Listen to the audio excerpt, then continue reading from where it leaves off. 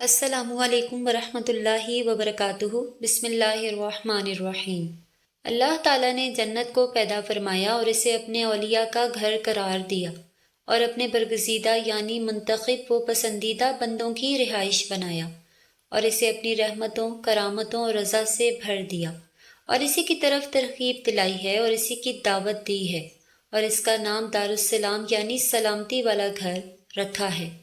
ایسا گھر جس کی نعمتیں نہ کبھی ختم ہوں اور نہ ہی فنا، ایسا گھر جس میں بھلائی اضافے کے ساتھ ہے، اور یہ جنت ان لوگوں کی مشتاق ہے جو اسے حاصل کرنا چاہتے ہیں، اور ان لوگوں کے لیے ہی سجائی گئی ہے جو اس کے خواہش مند ہیں۔ اور قرآن و حدیث میں کئی مقامات پر اس کے صفات یعنی نعمتوں کا تذکرہ ہوا ہے۔ اس میں رہنے والے بڑے ہی سعادت مند ہیں اور اس کے وارث بہت ہی کامیاب ہیں۔ صحیح و بخاری مسلم کی حدیث ہے، حضرت ابو ہریرہ رضی اللہ تعالیٰ عنہ سے روایت ہے کہ اللہ کے رسول صلی اللہ علیہ وسلم نے ارشاد فرمایا، اللہ تعالیٰ نے فرمایا، میں نے اپنے نیک بندوں کے لیے وہ کچھ جنت میں تیار کر رکھا ہے جسے نہ کسی آنکھ نے دیکھا اور نہ ہی کسی کان نے اس کے بارے میں سنا اور نہ ہی کسی انسان کے دل میں اس کا تصور یعنی کہ خیال آیا۔ ایسا گھر جس کے مناظر شاندار اور روشن ہوں گے اور اس کا صحن بہت ہی خوبصورت ہے اور تعمیر بڑی ہی عمدہ ہے، اور اس میں ایک اینٹ سونے کی اور دوسری چاندی کی ہے، اور اس کی دیواروں کا گارا انتہائی تیز کستوری کا ہے، اور اس کے پتھر ہیرے اور موتی کے ہوں گے، اور اس کی مٹی زعفران کی ہے۔ جو بھی اس میں داخل ہوگا نعمتوں میں ہوگا اور پریشان نہیں ہوگا اور ہمیشہ رہے گا۔ موت نہیں آئے گی اور نہ ہی اس کے کپڑے پرانے ہوں گے، نہ ہی اس کی جوانی ختم ہوگی، اور سب سے پہلے ہمارے نبی اور سردار حضرت محمد صلی اللہ علیہ وسلم ہی جنت کا دروازہ کھٹکھٹائیں گے، تو ان سے خازن یعنی جنت کا پہرے دار کہے گا کہ آپ کون ہیں، اور وہ جواب دیں گے محمد۔ تو وہ کہے گا مجھے حکم دیا گیا تھا کہ آپ سے پہلے میں کسی کے لیے بھی دروازہ نہ کھولوں، اور جنت کے 8 دروازے ہیں، اور جنت کے دروازے کے 2 پٹ کے درمیان اتنا فاصلہ ہے جتنا کہ مکہ اور ہجر کے درمیان یعنی مکہ اور بصرہ کے درمیان ہے، اور پہلا گروپ جو جنت میں جائے گا وہ 14ویں کے چاند کی طرح روشن ہوگا، اور جو لوگ ان کے بعد ہوں گے وہ آسمان کے سب سے زیادہ چمکدار ستارے کی مانند ہوں گے۔ جنتیوں کو قضائے حاجت کی ضرورت ہی نہیں ہوگی اور نہ ہی بلغم اور تھوک آئے گا۔ ان کے کنگھے سونے کے ہوں گے، ان کا پسینہ کستوری کی طرح خوشبو والا ہوگا، اور ان کے عودان یعنی عود ایک خاص خوشبو ہی ہوگی۔ ان کے درمیان نہ کوئی اختلاف ہوگا اور نہ ہی بغض، ایک انسان کی مانند سب ایک جیسے ہوں گے۔ آدم علیہ السلام کی طرح 60 فٹ لمبے اور 60 فٹ چوڑے ہوں گے، اور صبح و شام اللہ کی تسبیح بیان کریں گے۔ جنت والے جنت میں اس حالت میں ہوں گے کہ ان کے جسم پر بال نہیں ہوں گے اور داڑھی بھی نہیں ہوگی، نو عمر کی طرح ہوں گے، سفید رنگ اور سر کے بال گھنگریالے ہوں گے، سرمگی آنکھیں، 33 سال کی عمر ہوگی، اور ان کے چہروں پر عزت، نور، خوبصورتی اور تازگی نمایاں ہوگی۔ آپ ان کے چہروں میں نعمتوں کی رونق دیکھیں گے، اور وہ ایک دوسرے کو پکاریں گے کہ بے شک تم ہمیشہ زندہ رہو گے، کبھی موت نہیں آئے گی، اور تندرست رہو گے، کبھی بیماری نہیں آئے گی، اور ہمیشہ جوان رہو گے، اور ہمیشہ نعمتیں ملتی رہیں گی، کبھی ختم نہ ہوں گی۔ اور تمہارے لیے جنت میں ہر قسم کے پھل ہیں، اور اگر جنتیوں میں سے ایک شخص جھانک لے اور اس کے کنگن نظر آ جائیں تو ان کی روشنی سے سورج کی روشنی اس طرح مٹ جائے گی جس طرح سورج کی روشنی سے ستاروں کی روشنی مٹ جاتی ہے۔ اور جب تم اللہ سے جنت مانگو تو جنت الفردوس مانگا کرو، کیونکہ وہ سب سے خوبصورت ہے اور سب سے اعلیٰ مقام پر ہے۔ اس کے اوپر رحمان کا عرش ہے، اور اسی سے ہی جنت کی نہریں نکلتی ہیں، اور سب سے عظیم، میٹھی اور بہتر نہر نہر کوثر ہے، جسے اللہ نے ہمارے نبی اور سردار حضرت محمد صلی اللہ علیہ وسلم کے لیے تحفے کے طور پر تیار کر رکھا ہے۔ اسے کھوکھلے موتی کی گول عمارت سے ہی سجایا گیا ہے اور اس کی مٹی بہت تیز خوشبو والی مشک کی ہوگی اور اس کی کنکریاں بھی موتی کی ہوں گی۔ اس کا پانی دودھ سے زیادہ سفید اور شہد سے زیادہ میٹھا ہوگا۔ اس کے برتن ستاروں کی طرح بہت زیادہ ہوں گے۔ ایسے پرندے وہاں اڑ رہے ہوں گے جن کی گردنیں اونٹ کی طرح ہوں گی، اور قیامت میں نبی علیہ السلام کی حوض کا طول و عرض ایک جیسا ہوگا۔ اس کے دونوں کناروں کے درمیان 1 مہینے کی مسافت کا فاصلہ ہوگا، یا اتنا فاصلہ ہوگا جتنا صنعاء اور مدینہ کے درمیان ہے۔ اس میں جنت سے 2 میزاب بہہ رہی ہوں گی جس سے اہل و ایمان سیراب ہوں گے، اور جو ایک مرتبہ اس سے پانی پیے گا اسے پیاس نہیں لگے گی، اور اس سے وہ لوگ دور کر دیے جائیں گے جنہوں نے اس دین کو بدل دیا، تبدیل کر دیا اور نئی باتیں گھڑ لیں۔ اور جب جنتی جنت میں چلے جائیں گے تو وہ جنتیوں میں سے سب سے کم درجے والا شخص آئے گا۔ اس سے کہا جائے گا جنت میں داخل ہو جاؤ۔ وہ کہے گا کہ اے میرے رب کیسے، جبکہ تمام جنتی اپنی جگہوں میں جا چکے ہوں گے اور اپنی نعمتوں کو بھی حاصل کر چکے ہوں گے۔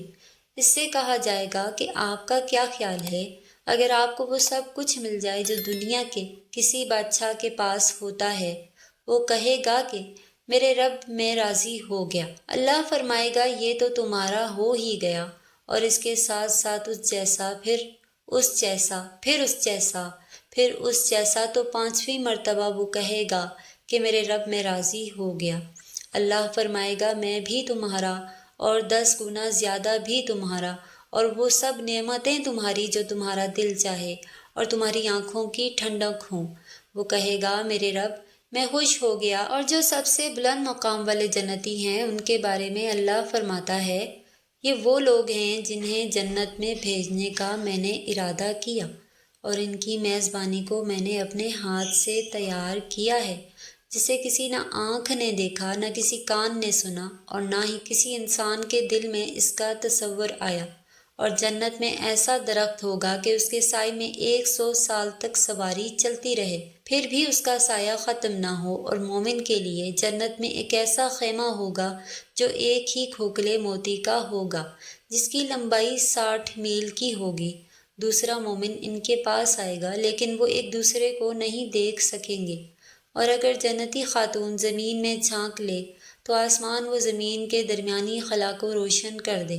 اور اسے خوشبو سے معطر کر دے، اور اس کے سر کا پردہ دنیا اور اس کی نعمتوں سے بہتر ہے، اور جنت میں کوئی کموارہ نہیں ہوگا۔ اور اللہ عز و جل جنتیوں سے فرمائے گا اے جنتیوں، وہ کہیں گے اے ہمارے رب ہم حاضر ہیں اور تیری عطا کردہ سعادتوں سے بہرہ ور ہیں، اور ہر بھلائی تیرے ہاتھ میں ہے۔ وہ فرمائے گا کیا تم سب خوش ہو؟ وہ کہیں گے ہمارے رب ہم خوش کیوں نہ ہوں، حالانکہ آپ نے تو ہمیں اپنی نعمتیں عطا کی ہیں جو کسی کو عطا نہیں کی۔ وہ فرمائے گا کہ کیا میں اس سے بھی افضل چیز آپ لوگوں کو نہ دوں؟ وہ کہیں گے اس سے بڑھ کر کیا چیز ہو سکتی ہے؟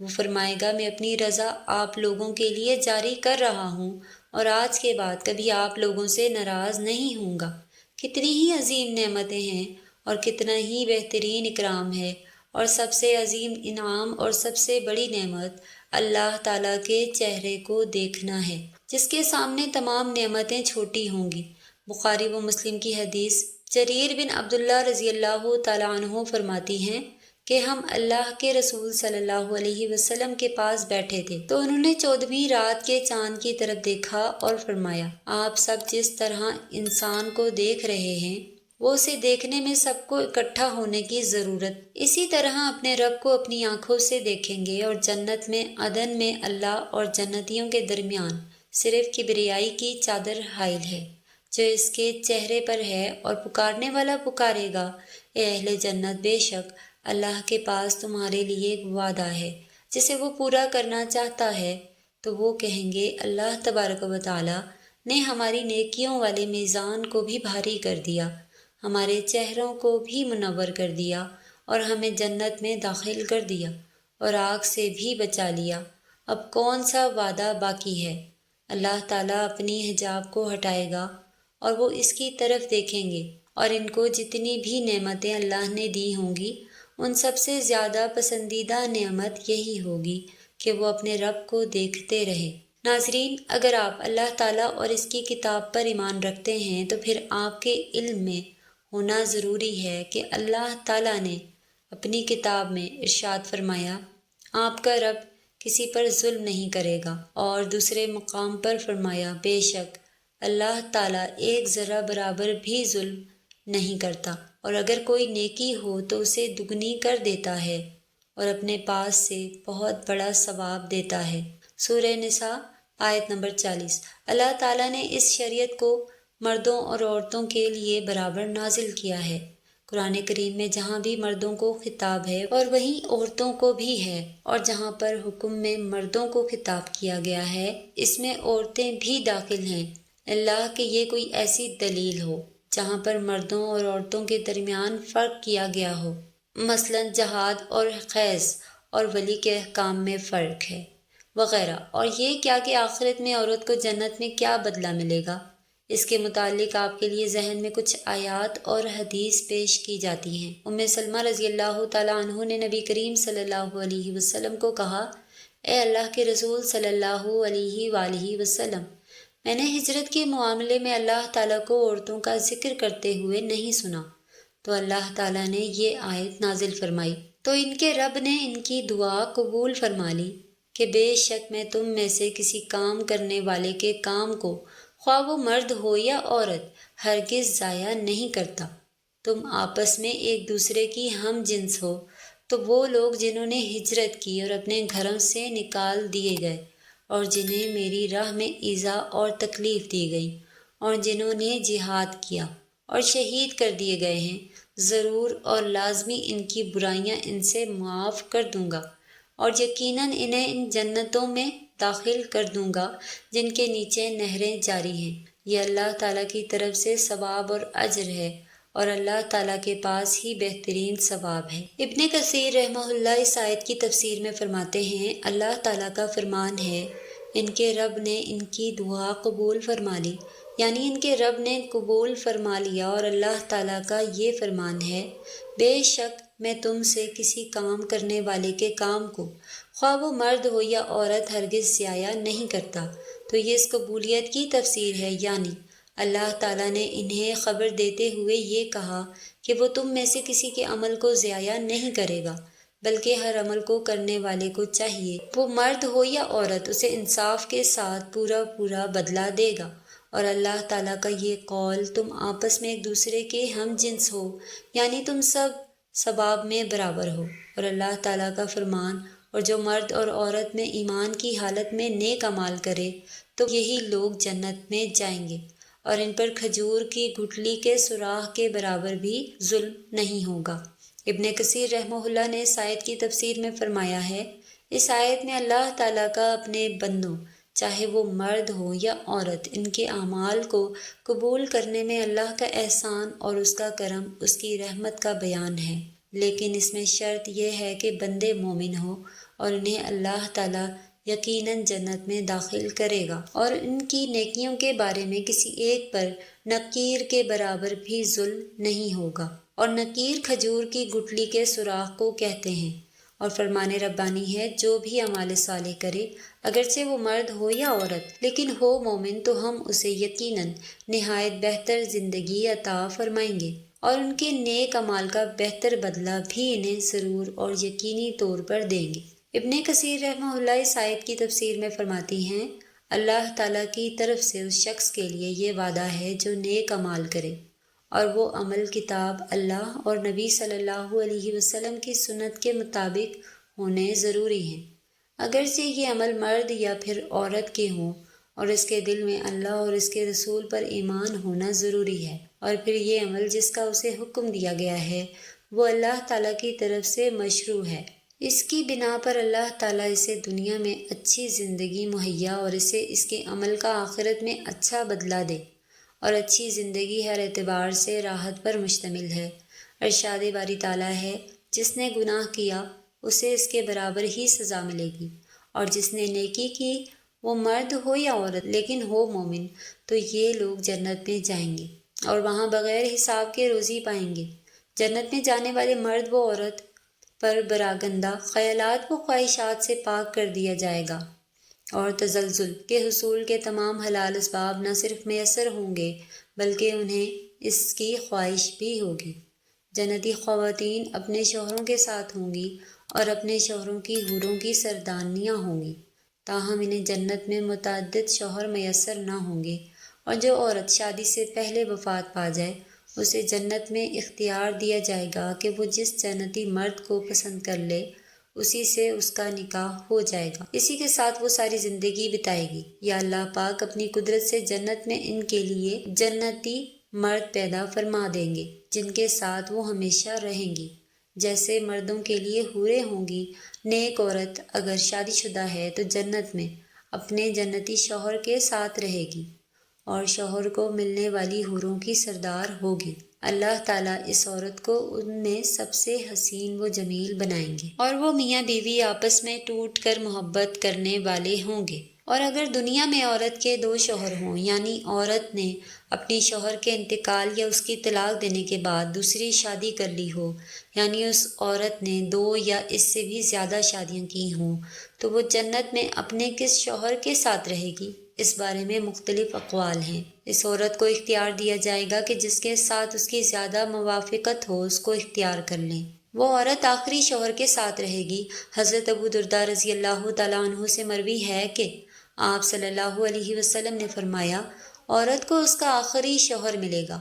عورت اس شوہر کے ساتھ رہے گی جس نے دنیا میں اس کے ساتھ اچھے اخلاق کا برتاؤ کیا، اور وہ شوہر جس نے عورت پر ظلم کیا ہو اس کو تنگ کیا ہو، اور وہ شوہر جس نے عورت پر ظلم کیا ہوگا اس کو تنگ کیا ہوگا اور اس عورت سے محروم رہے گا۔ حضرت ام سلمہ رضی اللہ تعالیٰ عنہ کی ایک روایت میں ہے کہ انہوں نے آپ صلی اللہ علیہ وسلم سے پوچھا، جس کے 2 شوہر ہوں تو وہ جنت میں کس کے ساتھ رہے گی؟ آپ صلی اللہ علیہ وسلم نے فرمایا، اسے اختیار دیا جائے گا، بس وہ شوہر کو اختیار کرے گی جس نے دنیا میں اس کے ساتھ اچھے اخلاق کا برتاؤ کیا ہو، اور وہی اس کا جنت میں شوہر ہوگا۔ اے ام سلمہ، اچھے اخلاق والے دنیا اور آخرت کی بھلائی لے گئے۔ بعض حضرات نے یوں تبدیل دی ہے کہ اگر شوہر اس سے سلوک میں برابر ہو تو آخری شوہر کو ملے گی، ورنہ اسے اختیار دیا جائے گا، اور اگر عورت کنواری ہو، یعنی اس کی شادی سے پہلے اس کا انتقال ہو گیا ہو، یا شادی شدہ تو ہو لیکن اس کا شوہر جنتی نہ ہو،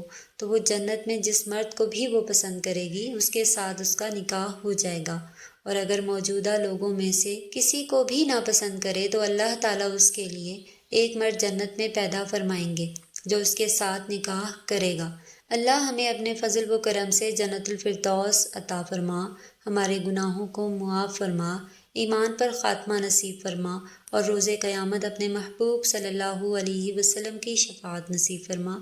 آمین یا رب العالمین۔ محترم ناظرین، اگر آپ کو یہ ویڈیو پسند آئی ہو تو روحانیت کا سفر چینل کو ضرور سبسکرائب کریں تاکہ آپ کو مزید ایمان افروز ویڈیوز اور اسلامی واقعات پر وقت ملتے رہیں۔ کمنٹ باکس میں ایک بار صلی اللہ علیہ وآلہ وسلم ضرور ٹائپ کریں۔ شکریہ۔ اللہ حافظ۔